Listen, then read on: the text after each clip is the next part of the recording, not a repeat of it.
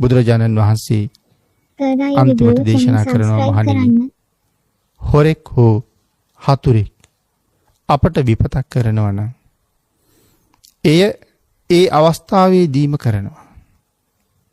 හොර හතුරන්ට අපට විපතක් කරන්න අවස්ථාවක් එළඹුණාම උත්සාහ කරන්නේ ඒ මොහොතේම ඒ විපත කරලා ඉවර කරන්න.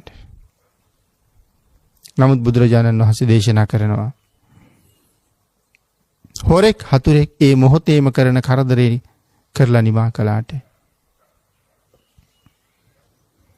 යම් කෙනෙක් දස අකුසල කර්මපතෙහි යෙදුණා නම් දස අකුසල කර්මපත වෙනුවෙන් තමන්ගේ හිත යොදවලා නම් ජීවිත කාලේ වැඩි වැඩියෙන් රැස් කරලා තියෙන කර්මපත නම් දස අකුසල් නම් ආන්ගේ අකුසලයට පුළුවන් මරණයට පත්වෙච්ච සත්‍යයා නිරේට අරන් යන්න. හැබැයි හොරාටවත් වෛරක්කාරයාටවත් ඒක කරන්න බෑ. ඔහු කරන උපරිමය මරලා දාන එක. ඒකයි සඳහන් කළේ හොරෙක් හතුරෙක් කරන කරදරය ඒ මොහොතේම කරනවා. නමුත් දස අකුසල කර්මපතෙහි යෙදුන සිත නොඑක් සිය දහස් ගණන් ಜಾතිවල අපිට අසීමාන්තික දුක්ඛ වේදනාවල්ම උදා කරනවා. සඳහන් කළා හොරෙකුගෙන් වන විපතට වඩා වැරදි මග යෙදූ සිතින් වන විපත ඊටාම බලවත් කියලා. ආත්ම කෝටි ප්‍රකෝටි ගණන් සතර අපායි නිමක් නැති දුක්ඛන්දරාවල් භුක්ති විඳින්න සිද්ධ වෙනවා. ආන් ඒකින්ද ඔබත් මමත් පින්නතුනි පෙර කරපු කර්ම බොහොම බහුලයි.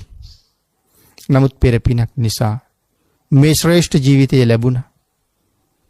පෙරත් කරපු කර්ම බහුල නම් අදත් කර්ම ගොඩක් කරලා පෙර ගොඩට එකතු කරන්නේ නැතුව බුද්ධාන්තරයක් මට හම්බ වෙලා දෑත දෝත එකතු කරගෙන බුදුරජාණන් වහන්සේ ළඟ වැඳ වැටුණත් දිව්‍ය මානසික සැප සම්පත් ලබන්න ඒ වන්දනාවම ප්‍රමාණවත් කියලා සඳහන් කරලා තියෙනවා. එහෙමත් කරුණ දේශනා කරලා ශ්‍රද්ධාවෙන් කරන වන්දනාවම කොයිතරම් උතුම්ද? එතන ඉඳලා කොයිතරම් පින් රැස් කරගන්න අවස්ථාව ලැබිලා තියෙනවද? ආන් මේ අවස්ථාවෙන් වහවහ ප්‍රයෝජන ගන්න පෙර අකුසලයේ මාපස්සෙන් ගමන් කරන බව ඇත්ත කොතනදී පහර දෙයිද කියන කාරණාව නොදන්න නිසා අදම දැන්දැම්ම කල යුත්තේ කරගෙන නිමා කරන්න ඔබ සියලු දෙනාට තුනුරුවන්ගේ ආශිර්වාදයෙන් ශක්තිය ධෛර්යය භාග්‍ය වාසනාව උදා වේවා කියලා